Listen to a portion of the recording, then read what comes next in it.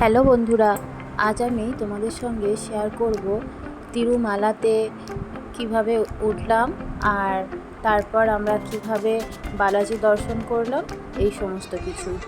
এর আগের ভিডিওতে তোমরা নিশ্চয়ই দেখেছো যে তিরুমালাতে ওঠার আগে অর্থাৎ তিরুপতি তে কি কি দর্শনীয় স্থান আছে সেই সবগুলো তোমরা কেমনভাবে দর্শন করতে পারবে, এই সব কিছুই।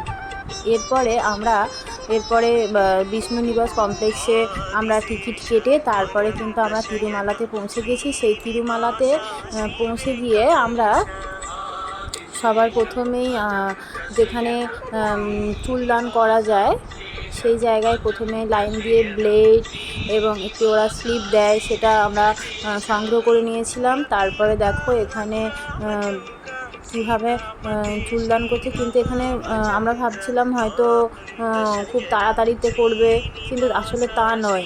এখানে দেখো খুব সাবধানতা অবলম্বন করেই কিন্তু কাজটা এরা সম্পন্ন করছিল।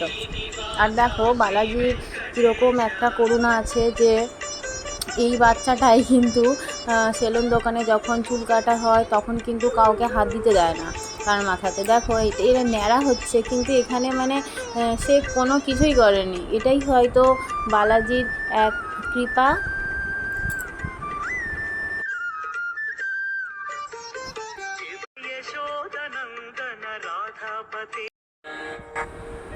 আর এখানে আমি তোমাদেরকে বলে রাখি যে মহিলাদের ক্ষেত্রে যে ন্যাড়া হতেই হবে তা না হলে এরকম চুলদান করা যাবে না, তার ধারণা কিন্তু একেবারেই ভুল। মহিলারা কিন্তু এক্ষেত্রে তাদের চুল দান করতেই পারো, ন্যাড়া হওয়া ছাড়াও এখানে 3টে কাট করতে হয়, অর্থাৎ ওরা কাঁচি দিয়ে 3বার চুলটা কাটবে। সেটা কিন্তু খুব যে বেশি তা কিন্তু নয়, অল্প অল্প করে ওরা 3বার চুলটা কাটবে, এটাই আর কি নিয়ম।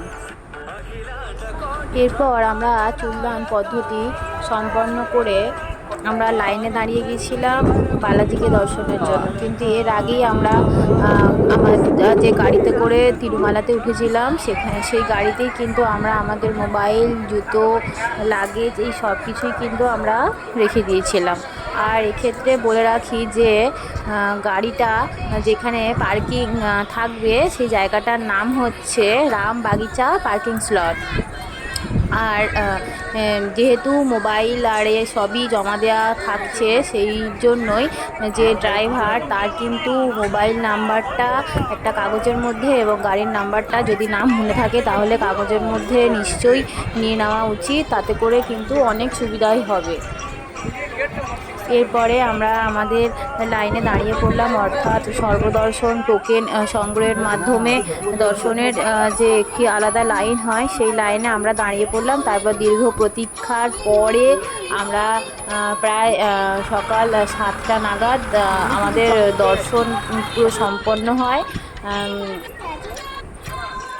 আর আমরা যে এতক্ষণ অপেক্ষা করেছিলাম যে আমাদের কোনো কষ্ট, এরকম কিন্তু কোনো কষ্টই ছিল না, কারণ সেখানে তোমরা তোমাদের ব্যাগে খাবারও রাখতে পারো আর ওখান থেকেও খাবার দেওয়া হয়। যেহেতু ভোরবেলা আমাদের দর্শন ছিল সেহেতু সেই সময় খাবার দেওয়া হচ্ছিল না, তবে পানীয় জল কিন্তু অ্যাভেলেবেল ছিল, আর তোমরা তোমাদের নিজের ব্যাগে কিন্তু জলও ক্যারি করতে পারো।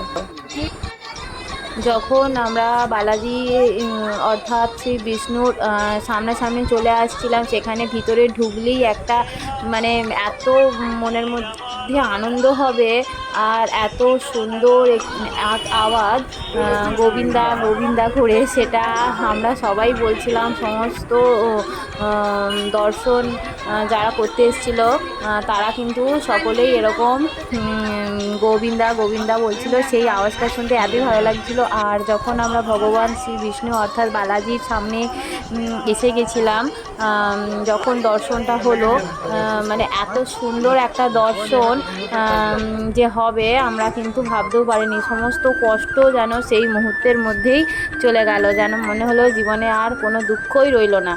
তারপর আমরা দর্শন কমপ্লিট করে আমরা বাইরে বেরালাম। তারপরে তোমরা তোমাদের যা মানে অর্থাৎ টাকা যা দান করা সেখানে দান করতে পারো। তারপরে বেরোনোর পরে সেখানে প্রত্যেকেই কিন্তু একটা করে ফ্রি লাড্ডু দেওয়া হয় বেরোনোর সময়।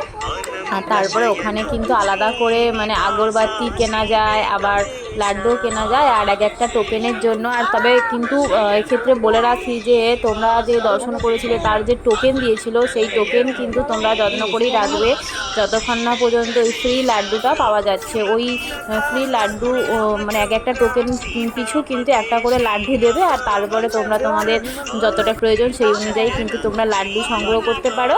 এরপরে তোমরা চারিদিকটা ঘুরেও দেখতে পারো। আমরা ওখান থেকে মানে বেশ কিছুক্ষণ ঘুরে টুরে তারপরে আমরা যে তিরুমালাতে আরও যে কয়েকটা সাইট সিন আছে সেখানে কিন্তু আমরা ঘুরে নিয়েছিলাম। সেখানে অনেকগুলোই দর্শনীয় স্থান আছে, সেগুলো কিন্তু আমি আগে গিয়েছিলাম কিন্তু সেগুলো দেখা হয়নি, এই প্রথমবার দেখলাম। দেখো আমরা আছি গঙ্গার সামনে। তো এটা হচ্ছে পাপ নিবাসন তীর্থম।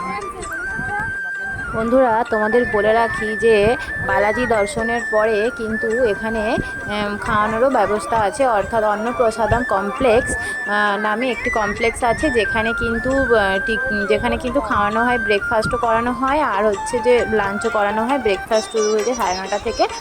আর এখানে প্রায় সবকটি মন্দিরগুলোতেই কিন্তু খাওয়ানো হয়, খাওয়া দাওয়ার কিন্তু এখানে কোনোদিনই কোনো অভাব হয় না। এরপর আমরা একটু মেলাতে ঘুরে তারপর আমরা হোটেলে এসে ব্যাগপত্র নিয়ে বেরিয়ে গেলাম বাড়িতে যাওয়ার জন্য। টাটা বন্ধুরা, তোমরা সবাই ভালো থাকো। ভিডিওটা যদি ভালো লেগে থাকে তাহলে তোমরা সাবস্ক্রাইব করে দিও যারা নতুন আছো। টাটা। శయన శ్రీనివాస శ్రీ వెంకటేశ ఆదిశేష అనంత శయన